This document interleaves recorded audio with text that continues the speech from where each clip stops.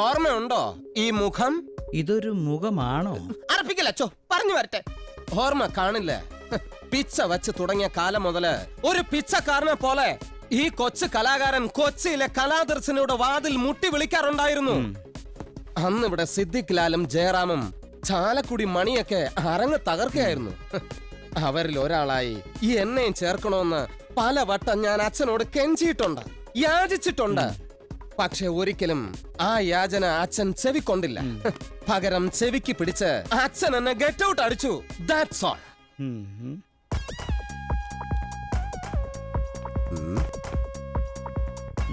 അച്ഛോ, എനിക്ക് വേറെ ട്രൂപ്പുകളൊന്നും ഇല്ലാഞ്ഞിട്ടല്ല. ഇവിടെ വന്നാൽ ഒരു സിനിമാ നടനാകാന്ന് ഞാൻ മോഹിച്ചു. പക്ഷെ ആ മോഹം എനിക്ക് സാധിച്ചിരുന്നില്ല. അവസാനം ഒരു ഗതിയും പരഗതി ഇല്ലാതായപ്പോ ഞാൻ നേരെ ചെന്ന് പോലീസിൽ ചേർന്നു. തെറ്റാണോ അച്ഛോ? എന്താ ഒന്നും പറഞ്ഞില്ലേ? ഇനിയെങ്കിലും കാക്കിക്കുള്ളിൽ വീർപ്പ് മുട്ടിക്കിടക്കുന്ന ഈ കൊച്ചു കലാകാരനെ അറ്റ്ലീസ്റ്റ് ഒരു കലാഭവൻ നാരായണൻകുട്ടി ആയിട്ടെങ്കിലും ആക്കി തന്നാ മതി. തരില്ലേ? തരില്ലേ അച്ഛോ? തരാം. അത് മതി.